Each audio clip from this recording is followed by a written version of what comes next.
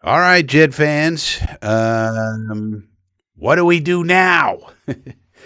Frankie from Flatbush FSP and the Frankie from Flatbush show.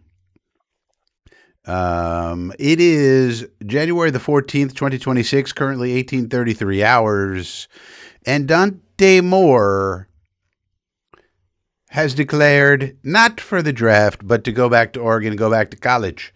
So what the hell are we going to do now? So a lot of people are talking about Ty Simpson. A lot of people are talking about this and that.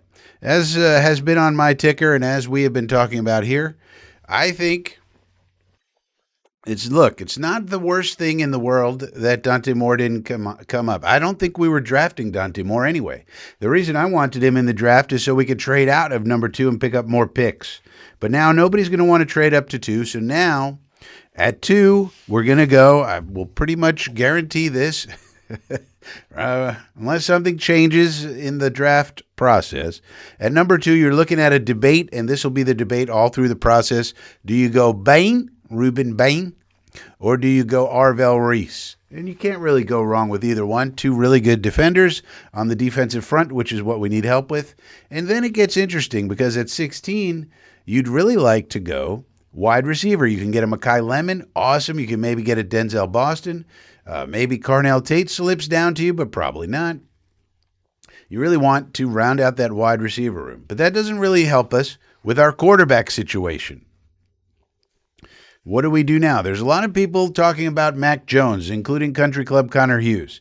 The reason you can't get Mac Jones is Shanahan will not let you have him. Kyle Shanahan has loved Mac Jones from the jump, from the draft. He wanted to draft him at 2 that draft, and it wasn't. But it was his GM who talked him into taking Trey Lance at 3. They traded all the way up to 3. We decided we weren't going to move because Zach Wilson's going to be a superstar. Joe Douglas determined.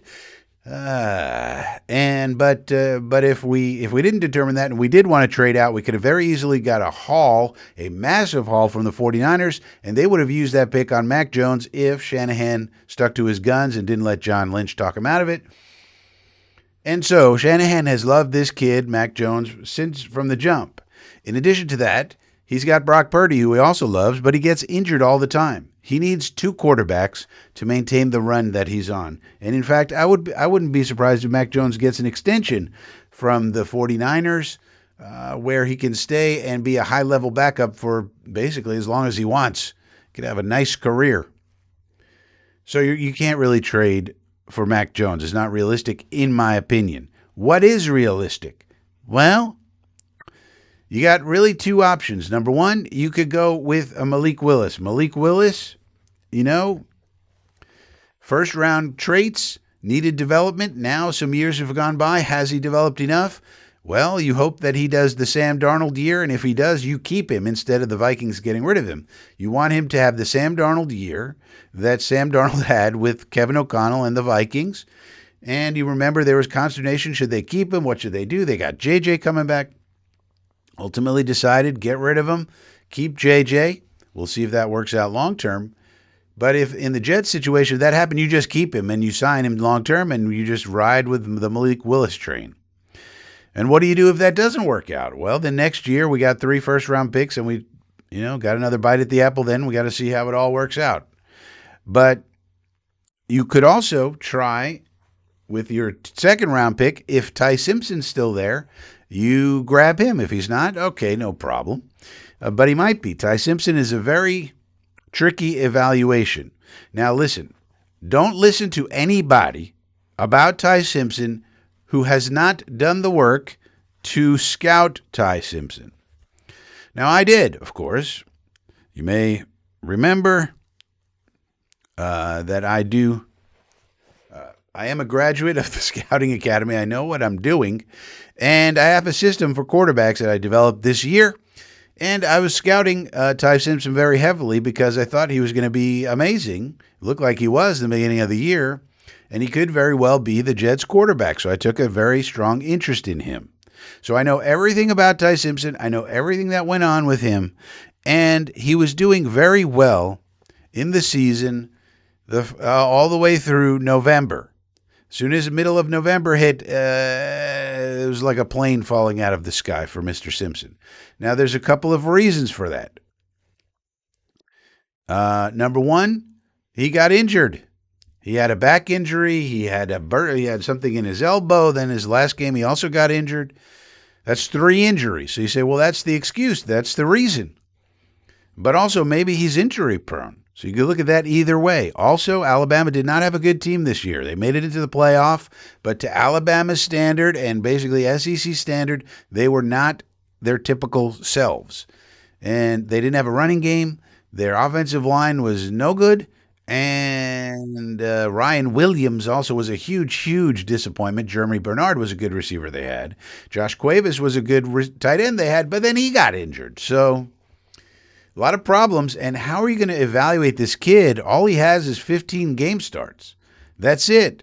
Dante Moore has 20, for example, but also 9 other games that he played in that you can scout. Just because he didn't start doesn't mean you can't scout him. That's 29 games. Simpson has 15 total games. That's it. And in addition to that, Dante Moore is 20 years old and Ty Simpson is 23. This all makes it a very tricky evaluation. Just to give you an idea, we grade just on the throws. We have a system where we make note of the physical traits, the leadership, the running, all of that. But the thing we actually grade is actually throwing the fucking ball, because that's what separates people. And also that's what varies from game to game. If a guy's a good runner, he's a good runner. If he can escape out of the pocket, he can escape out of the pocket any game. It doesn't change much from game to game. We want to know, how are you at throwing the fucking ball? Because that's the separator. A lot of kids can run around. Not a lot of kids can make high-level throws consistently over time. Just to give you an idea, the first game I scouted him, he got a B+ against Vanderbilt, which at the time was the 16th ranked team, win B+. Then Missouri, the 14th ranked team on the road, gets a win B-. Then Tennessee at home in the cigar game gets a win A.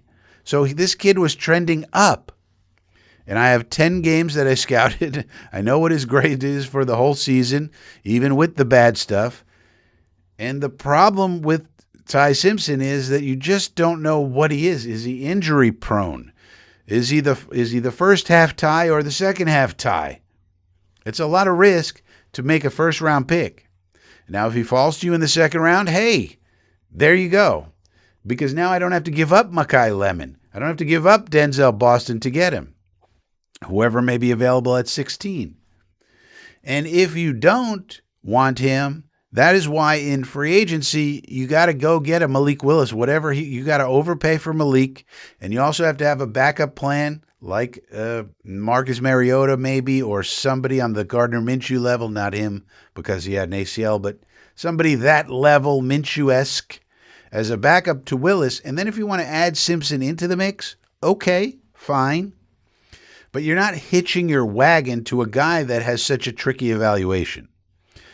So that is where we are. And you really should not listen to anyone who hasn't done their homework on Ty Simpson. I have 10 scouted games of his.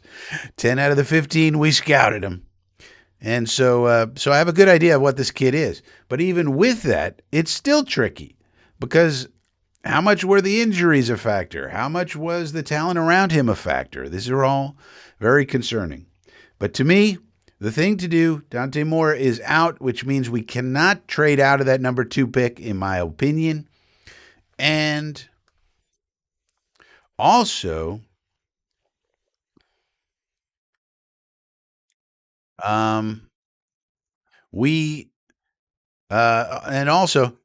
what we need to do is get Malik Willis in here as a trial. He has less of a track. It's not like signing Justin Fields. Willis is a lot different. I mean, they run the same. They're very fast.